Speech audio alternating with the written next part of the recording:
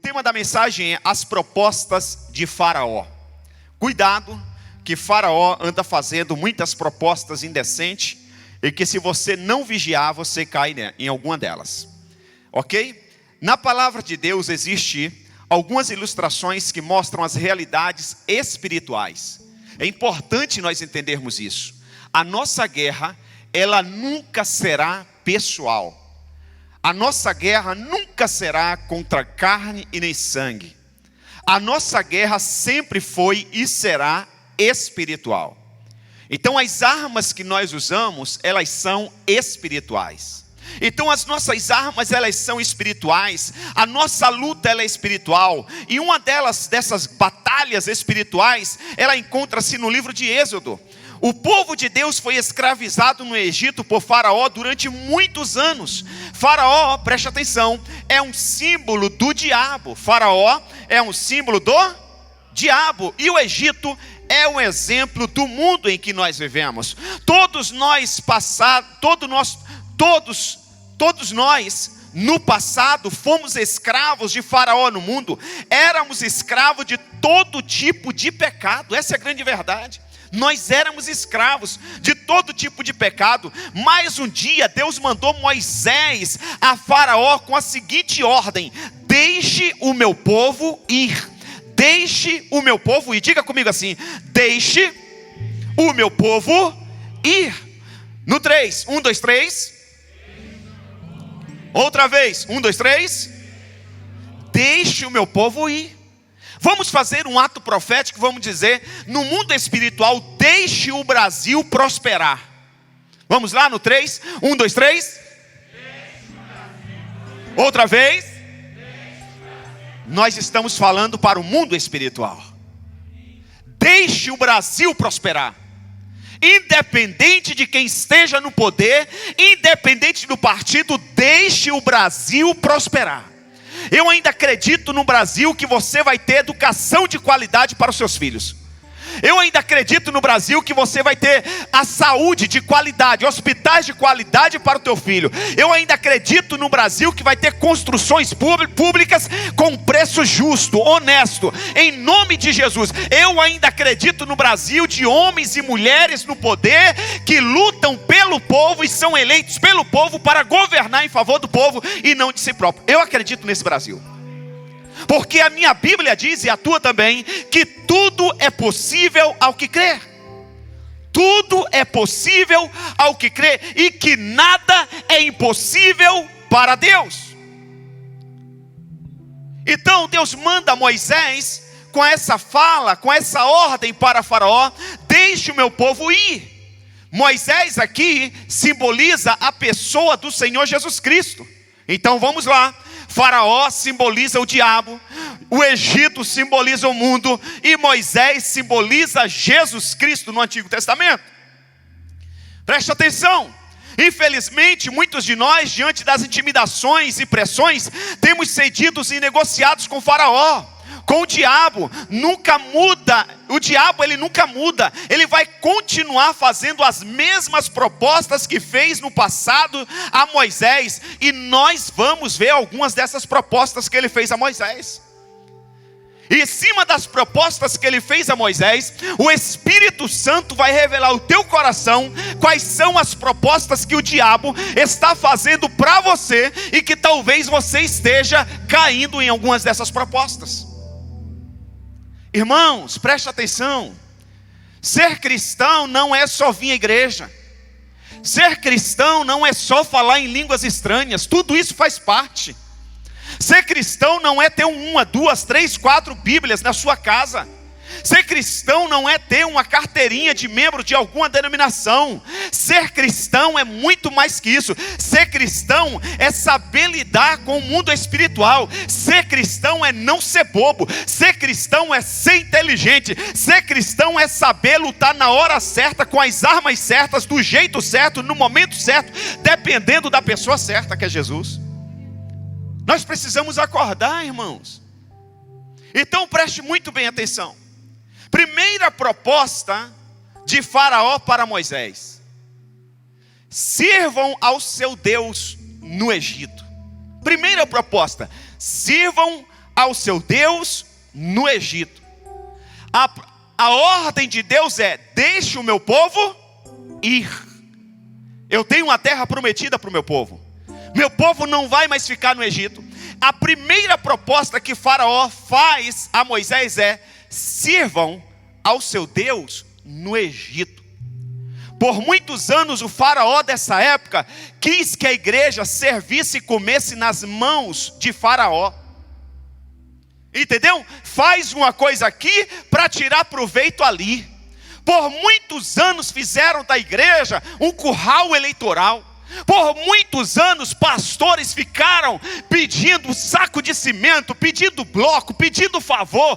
Por muitos anos ficaram comendo nas mãos de Faraó. Mas a ordem não é comer nas mãos de Faraó. A ordem é entrar em Canaã, porque em Canaã emana leite e mel. Nós teremos para dar para a sociedade. Nós vamos construir escolas, nós vamos ajudar a construir hospitais, nós vamos servir a sociedade e não vamos precisar de nada em nome de Jesus. Chega de espírito de miséria. E infelizmente até hoje tem crente assim. Espírito de autocomiseração. Êxodo capítulo 8, versículo 25. Chamou Faraó Moisés e Arão e lhe disse: ide, oferecei sacrifício ao vosso Deus nessa terra. Nessa terra não, velho. Nessa terra não. Canaã está nos esperando. Nessa terra não. Mas rapaz, não é melhor você levar a vida do jeito que está? Não, não, não, Deus tem coisa melhor. Deus tem coisa melhor, Deus tem um Brasil melhor. Irmãos, a oração que o Senhor Jesus nos ensinou, preste atenção na oração. Um dia os discípulos falaram assim: Senhor, ensina-nos a orar. Eles querem aprender a orar? Então vamos lá. Quando vocês forem orar, vocês devem orar assim: Pai nosso, Pai nosso, Pai nosso. O mundo pode olhar para a gente e achar que nós somos órfãos, mas não somos não. Nós temos um pai. Aleluia. E que tem o pai não passa necessidade. Quem tem o pai tem suprimento. Quem tem o pai tem cuidado. Quem tem o pai tem proteção. Nós temos um pai. Bata no seu peito e diga: eu tenho um pai que estás nos céus. Eu tenho um pai. Aleluia. O pai é nosso. Olha para o teu irmão e diga: o pai é nosso. Aleluia. Segunda coisa que o Senhor nos ensina na oração: venha a nós o teu reino. Quem quer ir para os céus?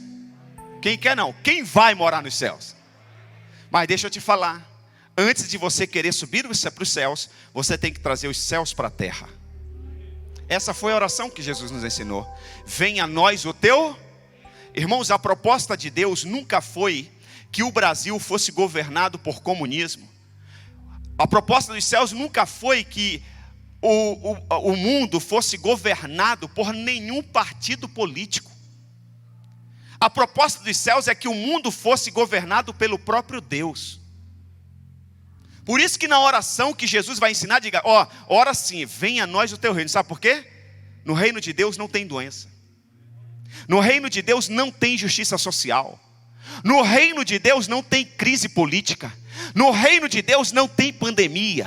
No reino de Deus não tem corrupção. A Bíblia diz que o reino de Deus é paz, alegria, aleluia.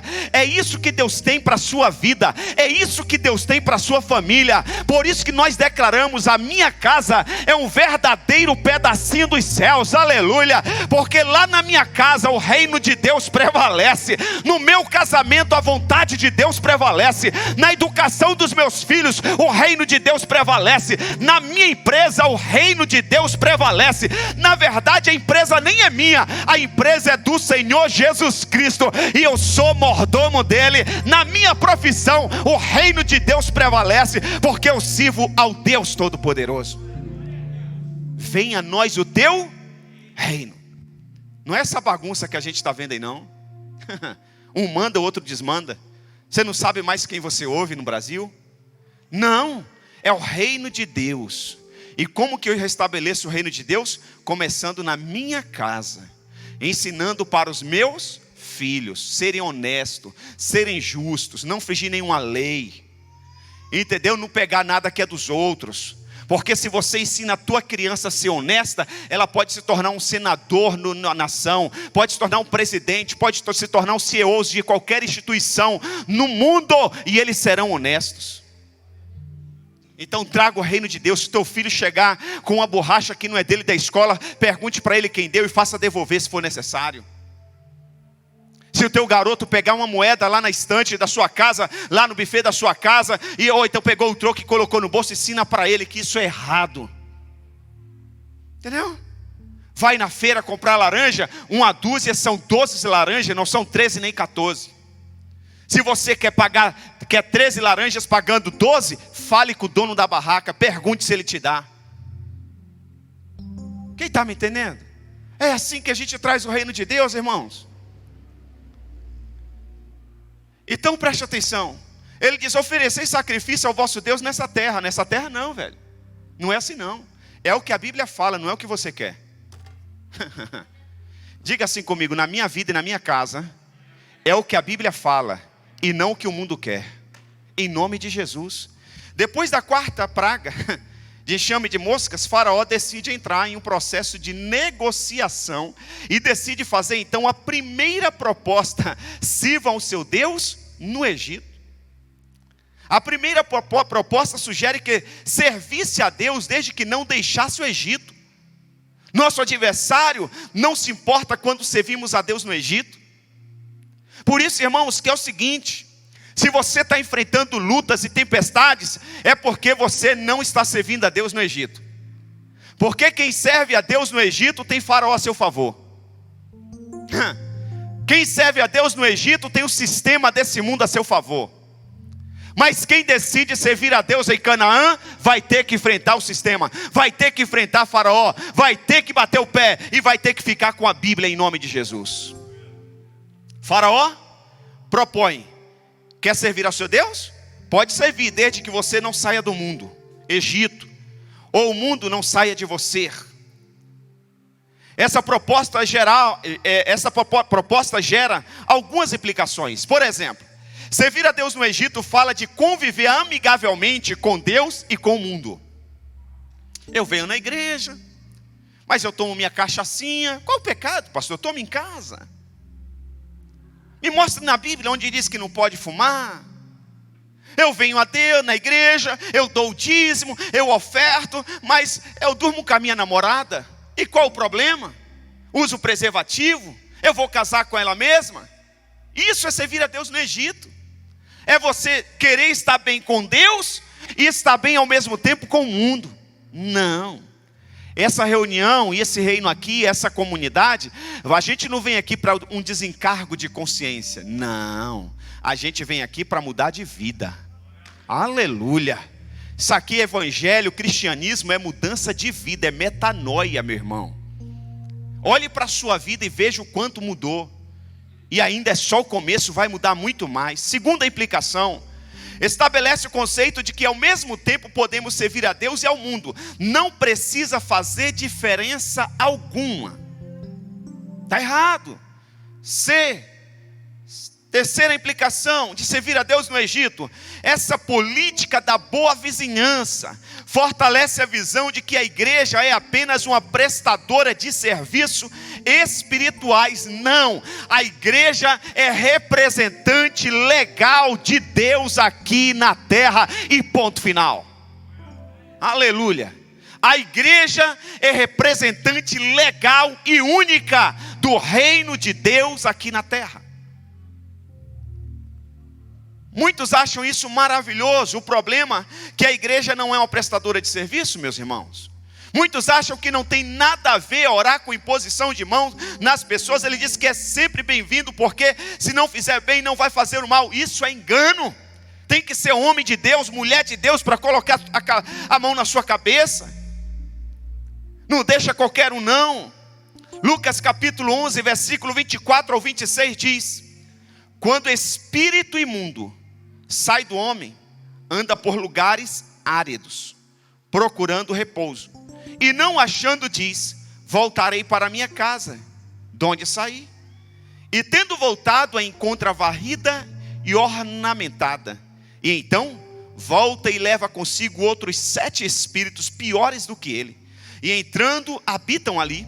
E o último estado daquele homem se torna pior do que o do primeiro. Irmãos, você foi chamado para um reino que você não pode voltar atrás não. Não tem negociata com Faraó não, querido. Olha, não se precipite em dar respostas para Faraó não. Pense, avalie, busque aconselhamento. Lembra de Ananias e Safira em Atos capítulo 5, versículo 1 ao 5? Amigo do mundo, negociar. Importante é que está dando dinheirinho ali para a igreja. Pastorzão vai agradecer. Mas na verdade eu não estou dizimando, eu estou dando uma ajuda. Ei, Deus não precisa da nossa ajuda. Uma vez eu vi o pastor Jabes compartilhar um exemplo de um grande evangelista mundial. Ele lotava os estádios, isso nos anos 80 e início dos anos 90. Estava na televisão no mundo inteiro. E uma vez o pastor Jabes e o pastor Silas pegou um avião aqui, foi aqui para, acho que Argentina, se eu não me engano, participar de uma cruzada. Alguns pastores brasileiros participavam da organização dessas cruzadas mundiais, desse evangelista. E o pastor Jabes conta que eles estavam lá na sala de apoio pastoral, esperando o evento começar, e estava lá o tal evangelista famoso, e aí de repente ele olhava nos monitores para ver como que estava o estádio lotado, e foi se enchendo. Daqui a pouco chegou o assessor e disse: fulano, vamos subir porque... E ele disse: como que está o estádio? Ele falou: a mesma multidão que tem dentro do estádio, tem fora do estádio. Aí o evangelista disse: uau, Deus precisa de mim mesmo. olha a expressão, Deus precisa de mim mesmo para ganhar o mundo. Deus não precisa de ninguém. Uma semana depois, aquele cara caiu em adultério, foi envergonhado e nunca mais se levantou como antes. Deus não precisa de você, velho. Deus não precisa do seu dinheiro. Deus não precisa do seu serviço. É um privilégio para nós podermos contribuir com o reino de Deus. É um privilégio cantar, é um privilégio pregar. É um privilégio servir na casa do Senhor, é um privilégio trabalhar em qualquer área, é um privilégio evangelizar, é um privilégio discipular. Deus não precisa da gente. Ananias achou que ia ajudar o pastor Pedro, ia ajudar a igreja, se deu mal, morreram. Essa proposta ofende a Deus, servir a Deus no Egito. Tiago capítulo 4, versículo 4 diz assim: fiéis, não compreendeis que a amizade do mundo é inimiga de Deus? Uau, está aí. Adúlteros, na minha outra versão aqui chama infiéis. Adúlteros, vocês não sabem que a amizade com o mundo é inimizade com Deus? Quem quer ser amigo do mundo faz-se Quem quer ser amigo do mundo faz-se inimigo de Deus. Não tem negociata com o mundo não, mano. Não tem negociata. Podem falar o que quiser, a verdade, a palavra de Deus, ela vai prevalecer. Não podemos fazer negócio de espécie alguma com o Faraó. Vamos servir a Deus e o faremos fora do Egito. Quem está comigo diz glória a Deus. A segunda proposta: sirvam a Deus fora do Egito, mas não muito longe. Para que esse negócio de fanatismo, rapaz? Não, se vista de qualquer jeito mesmo. Pode ouvir qualquer música mesmo. Canta, o problema não... Não, pai, para de ser fanático igual o pastor Isaac. Não, nada disso, meu irmão. Êxodo capítulo 8, versículo 28. Então disse Faraó: deixe-vos ir, para que ofereçais sacrifício ao vosso Deus no deserto. Somente que saindo, não vades muito longe. Orai também por mim. Até espiritual. Crente, o faraozão ficou crente, o Satã ficou crente aqui, velho. Como eu já visitei pessoas que não estão nem aí para Deus, mas para fazer uma média com o pastor. Pastor, faz uma oração aí antes de sair. Pensa que me engana. A gente ora por educação, mas para Deus ter misericórdia do indivíduo. Então preste muito bem atenção. Satanás não quer que você vá muito longe, não. Satanás não quer que você se aprofunde no reino de Deus, não. Nós estamos aí às segundas-feiras com a Universidade da Vida, para quem ainda não se batizou, para quem nunca fez Universidade da Vida, aprender mais de Deus. Às sextas-feiras nós estamos agora com o CEMAP, aprendendo sobre honra, sobre atos proféticos, sobre oração. Vamos aprender sobre família e tantos outros temas durante 6 meses, todas as sextas-feiras. Mas Satanás diz: não, você está cansado, trabalhou a semana toda, você só tem sexta-feira para descansar, fica aí, assiste um filme, você merece. Sabe por quê? Satanás não quer que você vá muito longe não, velho. Mas pastor, já estou na igreja, vim na igreja, tudo bem, para ele tranquilo, desde que você, a qualquer momento, volta para o mundo. Vigia, irmão, fala para o teu irmão aí, vigia, velho. Fala assim, igual um dito popular que tem lá na Bahia, fala assim, esse aqui é irmão desse. Enquanto você está vindo com a farinha, ô Faraó, eu já estou indo com o bolo pronto. Ah, rapaz, brinca comigo. Sirvam seu Deus fora do Egito, mas não muito longe. Algumas vezes ouvimos, você está sendo exagerado, você está indo muito longe com esse negócio de discipulado, de células e etc. Você está indo muito na igreja. Tudo bem, você pode servir a Deus, mas cuidado com o fanatismo. Temos que ser equilibrados, mas um equilíbrio com sabedoria. Não esquecendo que em Apocalipse capítulo 3, versículo 15 ao 16, diz assim, olha... Preste muito bem atenção, Apocalipse 3, 15 e 16. Conheço as tuas obras, que nem é frio e nem é quente. Quem dera fosse frio ou quente. Assim, porque vocês morno e não é morno nem quente, nem frio, estou a ponto de vomitar-te da minha boca. Sabe aquela coisa que nem é quente e nem é frio? Parece ser, mas não é. Faz de conta que ora, mas não ora. Diz que jejuou, mas não jejua. Eu lembro uma vez que estávamos numa campanha de jejum. Se eu não me engano, eram 21 dias de jejum, mas principalmente a nossa liderança eram 21 dias rigorosos. Nós estávamos determinados, decidimos, nós queríamos mais de Deus. E eu lembro que nesse período, parece-me que a minha esposa viajou, e eu passei na casa de um desses nossos líderes. E quando eu cheguei, o cara estava no banquete maravilhoso. Eu não falei nada, ficou sem graça. Faz de conta que jejua, mas não jejua. Foi questão de meses ou alguns anos, caiu. Sabe por quê? Você tem que estar firme na rocha. Deus conhece as tuas obras. Cristão quente e frio. Ser crente frio é aceitar negociar com Faraó. Uma mentirinha de vez em quando, não tem compromisso com santidade, com a pureza, viver uma vida longe da palavra de Deus, da oração, da fidelidade no culto, nos dízimos, envolvimento com o reino de Deus. Ser crente quente é não fazer nenhuma concessão com Faraó, viver se alimentando da palavra, da oração, da pureza, da fidelidade, dos dízimos e nos cultos. Precisamos ser quente crentes. Ainda é tempo de renunciar, ser morno. Ainda é tempo de renunciar. O cristianismo faz de conta, de aparência. Terceira proposta de Faraó, talvez não compartilhe todas. Terceira, sirva ao seu Deus, mas deixa a família de fora disso. Ué, pastor, ele falou isso? Falou. Êxodo capítulo 10, versículos 7 ao 8. Você pensa que está de brincadeira, velho? Olha aqui. Então os oficiais de Faraó lhe disseram: até quando nos será por cilada este homem? Deixa ir os homens, para que sirva ao Senhor seu Deus. Acaso não sabes ainda que o Egito está arruinado?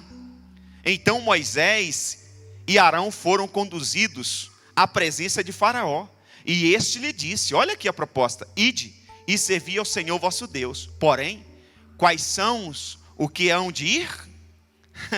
Está aí, coloca aí. Então Moisés e Arão foram trazidos de volta à presença de Faraó, que ele disse: vão e prestem culto ao o seu Deus, mas digam-me, quem irá? Porque ele quer que as crianças e as mulheres fiquem, vai só os homens. Faz assim, ato profético: Faraó, é eu e a minha casa, eu e minha família e todos os meus descendentes serviremos ao Senhor. Não, eu estou indo, mas os meus filhos eu estou deixando, sabe, pastor? Porque para ir de cara feia, não, vai de cara feia, mas vai. É melhor ir de cara feia para os céus do que cara bonita para o inferno. É melhor. Sabe quem está falando com você? É um homem que um dia foi adolescente, que ia de cara feia para a igreja, mas a mãe ia. Vai lá. estou aqui, eu e todos os meus irmãos. Entendeu? Não, Satanás, não tem negociata não. Mas ele não quer ir, mas vai. Porque quem manda aqui não é você, diabo. Quem manda aqui sou eu, que sua mãe, minha mãe falava. Hã? Fala aí, lá em casa quem manda sou eu. Não é você não, Faraó. Estão querendo mandar na nossa família. A criança nascer, agora você não pode colocar se é masculino ou feminino. Tem que deixar livre para ele decidir. Sai fora, Faraó. Aqui quem manda na minha casa sou eu, debaixo da liderança do meu Deus. Aqui na minha casa nasce menino ou menina. Não tem esse negócio de não sabe não. Hã? Satanás, não vai ter terceiro banheiro não. São 2 banheiros, um para mulher e outro para homem. Um para mulher fêmea e outro para o macho. E ponto final. Ai, pastor, mas... E pode prender? Pode prender, mas eu não negocio com o Faraó. Você está entendendo, irmãos? Chegamos a esse nível. Chegamos a esse ponto. Ele não muda as estratégias. Ele muda às vezes os meios, a maneira de falar, mas a estratégia é a mesma. Faraó, meu irmão, quer a sua família. Satanás quer a sua família. Ele quer bagunçar com seus filhos. Ele quer destruir o seu casamento. Não pense que o diabo está interessado no bem-estar do seu casamento, não. Ele quer destruir. João capítulo 10, versículo 10. O ladrão, que é Satanás, só vem matar, roubar e destruir. Ele quer destruir, quer desconstruir a família, irmãos. Falar que se divorciou, tudo bem. Falar que tem 2, 3 mulheres, tudo bem. Falar que tem um caso extraconjugal, tudo bem. Agora falar que tem que ser fiel, é esquisito. É militarismo. Espera aí. Falar que tem uma família que é pró-família, não pode. Pregar o evangelho, pregar a paz, pregar a liberdade de expressão, até religiosa, não pode. Sai para trás de mim, Satanás. Satanás, ele quer negociar, ele quer destruir a nossa família. Olha o que diz 1 de Timóteo, capítulo 5, versículo 8, ora. Se alguém não tem cuidado dos seus, especialmente os da própria casa, tem negado a fé e é pior do que os descrentes. Irmãos, preste atenção. Se você diz que nasceu de novo, professa a fé no Senhor Jesus Cristo, diz que é discípulo de Jesus, e você não cuida dos seus filhos, você homem não cuida da sua esposa, você mulher não cuida do seu marido, você está negando a fé. Você está negando a fé. Primeiro você vai cuidar da sua família. Depois venha cuidar aqui na igreja. Primeiro você dá atenção para a sua mulher. Depois você atende a minha ligação ou a minha reunião. Primeiro você atende o seu filho. Tem compromisso para ir com o filho no shopping. Marcou com a criança para ir no shopping. Marcou para assistir o cinema. Vai lá, cuida do seu filho. Depois venha servir na igreja. Entendeu? Porque se você tratar a sua família de qualquer jeito, meu irmão, e eu já fiz isso, eu já negligenciei a minha família em detrimento da igreja. Eu sei o que eu estou falando. Achava que Deus ia agir, Deus não agia. No dia que eu aprendi isso, eu disse, não, primeiro eu vou cuidar da minha família. A coisa passou a fluir no reino de Deus, na minha vida. Vamos pegar alguns exemplos aqui para depois a gente orar. Eli, o sacerdote, pastor Eli, 1 Samuel, capítulo 4, versículos 12 ao 18. Naquele mesmo dia, o benjamita correu da linha de batalha até Siló, com as roupas rasgadas e terra na cabeça. Próximo versículo. Demorou. Anote aí, 1 Samuel 4, 12 ao 18. Segundo exemplo, Davi. Davi foi um dos melhores, ou o melhor rei para a nação de Israel. O melhor rei de todos os tempos. Até hoje, se você for a Jerusalém, você vai ver o túmulo mais disputado, é o túmulo de Davi. Filas. Você não vai ver estátua de Moisés, você não vai ver estátua de Abraão, mas você vai ver de Davi. Foi excelente no palácio, mas uma negação dentro de casa. Não adianta ser um excelente pastor, não adianta ser um excelente diácono ou músico, se você é uma negação dentro de casa como marido ou como pai. 1 Samuel, capítulo 18, versículos 32 ao 33. Samuel, o profeta. Ouvimos tanto falar de Samuel recentemente aqui. 1 Samuel, capítulo 8, versículo 3 ao 5. Homens que falharam. Sirvam ao seu Deus, mas deixa a família de fora disso. Não, é eu e a minha casa serviremos ao Senhor. Satanás, Faraó, ele não se opõe que você sirva a Deus desde que deixe os seus filhos e seus cônjuges para trás.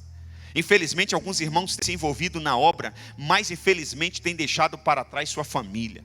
Precisamos fazer das palavras de Josué as nossas. Eu e a minha casa serviremos ao Senhor.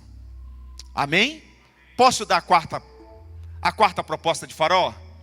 Pode ser? Mais um minutinho? Alguns minutos? Quarta proposta: sirva ao seu Deus, mas deixe os seus bens de fora disso. Não é assim que Satanás faz hoje? Para que dizimar, rapaz? Para que, pastor Isaac, pegar o dinheiro da igreja para pagar um trio elétrico? Para que comprar essa camiseta para manifestação pacífica? Para que cadeira acolchoada? Para que forração? Para que ar-condicionado?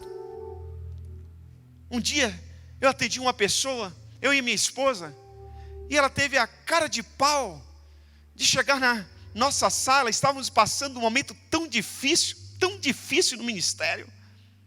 E ela chegou com a cara de querer nos ajudar tanto, que nos ama tanto, que estava com tanta compaixão da gente, e disse: pastor, para que tudo isso para a igreja? Vai para um lugar menor. Lembra disso? Vai para um lugar menor. Eu falei: o quê? Tudo isso? É só isso, minha filha. É só isso. Porque nós não estamos pastoreando meia dúzia de gato pingado. Nós queremos ganhar a cidade para o Senhor Jesus. Nós vamos até a última casa. Pelos olhos da fé eu não vejo nenhuma dessas cadeiras vazias. O contrário, pelos olhos da fé eu vejo fila lá fora, culto até meia-noite, todos os dias da semana, centenas de pastores aqui auxiliando, centenas de grupos musicais para atender a cidade de Bragança Paulista e a região. E aqui não é um ponto de chegada, é uma plataforma de partida. É um ponto de partida, não é uma plataforma de chegada. É daqui para as nações, em nome de Jesus. Para trás de mim, Satanás. Olha a proposta do indivíduo. Êxodo capítulo 10, versículo 24. Então o faraó chamou Moisés e lhe disse: ide servir ao Senhor, pode ir, leva a família, já que vocês são cabeça dura, já que vocês são fanáticos, leva a família. Fiquem somente os vossos rebanhos e o vosso gado. Isso é o que, gente? Dinheiro, recursos. Fica somente aqui. Rapaz, você pode ir para a igreja, se batiza, mas não compromete as tuas finanças. Olha aqui. As vossas crianças irão também convosco. Opa, obrigado, Faraó. Está liberando a esposa, está liberando as crianças, está liberando os homens. Mas fica os gados. Nem é assim que o diabo está fazendo no Brasil? Está querendo devorar as nossas finanças? Irmãos, a gente trabalha em média 5 meses no ano para pagar impostos. Velho. Você tem noção do que é isso? Você tem noção? Irmão, você vai licenciar o seu carro? É um absurdo. Os impostos do carro é para cuidar das estradas. Para pegar uma estrada boa, você tem que pagar pedágio. Você tem noção do que é isso? Quantas vezes o seu carro quebrou dentro da cidade cheio de buraco? Estão nos roubando, irmãos. Irmãos, a quantidade de impostos que nós pagamos não precisaria ter planos de saúde particular, não, irmãos. O que nós pagamos, o governo poderia dar saúde aqui, era para ter hospital, o Brasil inteiro, de graça, saúde de qualidade. Você vai nos Estados Unidos, lá não tem plano de saúde particular. Lá tem os hospitais. Quem tem condição financeira, e o governo sabe que tem, paga a consulta, paga a internação, paga o tratamento, paga a cirurgia. Ah, mas a senhora não tem condições de pagar. Fique tranquilo. Tem um grupo de empresas, tem um fundo lá de reservas, que as empresas mandam para o governo, que paga o seu tratamento. Tem um irmão nosso agora que precisou de uma cirurgia, um tratamento de câncer. $250 mil. Quando o irmão me falou, eu falei: cara, você está louco? Como você conseguiu isso? Ele falou: não, pastor, fique calmo. Quem pagou foi o Walmart, Foi empresa tal, foi empresa tal, empresa tal. Irmãos, primeiro lá eles cuidam de você, depois vê a questão do dinheiro. No Brasil, primeiro eles pegam o teu dinheiro e você que se lasque. É assim ou não é, Elzinho? Não estou falando nada de política, estou falando de justiça social. A Bíblia de capa a capa, irmãos, é justiça social. E aqui também tem política, tem José no Egito, aqui também tem Neemias, aqui também tem Dimas. Irmãos, se não tivesse Dimas, o Senhor Jesus Cristo não ia ser sepultado.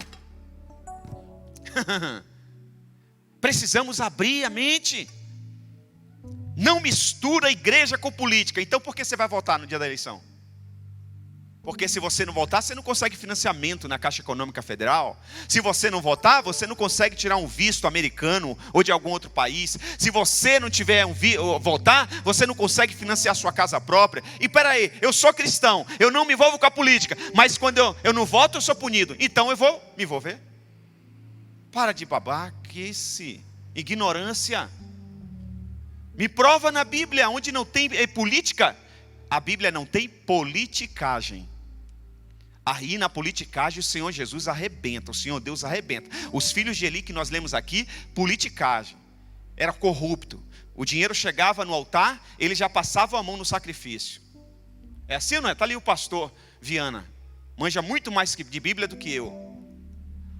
Fazia um sacrifício lá, em vez de oferecer para Deus, a molecada já comia, ia vender, comprar carro bonito. Ele disse, espera aí, Eli, você não vai fazer nada, velho? Só porque é teus filhos? Eu prometi para você e para a tua família que vocês sempre me serviriam no altar. Sempre, nunca ia faltar um descendente de vocês no altar. Mas sabe de uma coisa, Eli? Longe de mim tal coisa. Longe de mim tal coisa. Eu honrarei os que me honrarem. Então preste atenção. Os caras morreram. O próprio profeta, ele sacerdote, ele morreu de velhice, cego, gagá, passando vergonha, porque fez politicagem, porque eram os filhos. Como é que tem aquele negócio no Brasil que é proibido agora, quando contrata parente para trabalhar no gabinete? Nepotismo. Eli estava fazendo nepotismo na Bíblia. Nepotismo, porque eram os filhos. Não, se fosse o filho do Wagner, né? Mas o Isaquinho está repreendido em nome de Jesus. Está repreendido. Os filhos dele fazem o meu correr aqui dentro da igreja. Faz o meu pegar fogo. O meu é santo, mas o dele...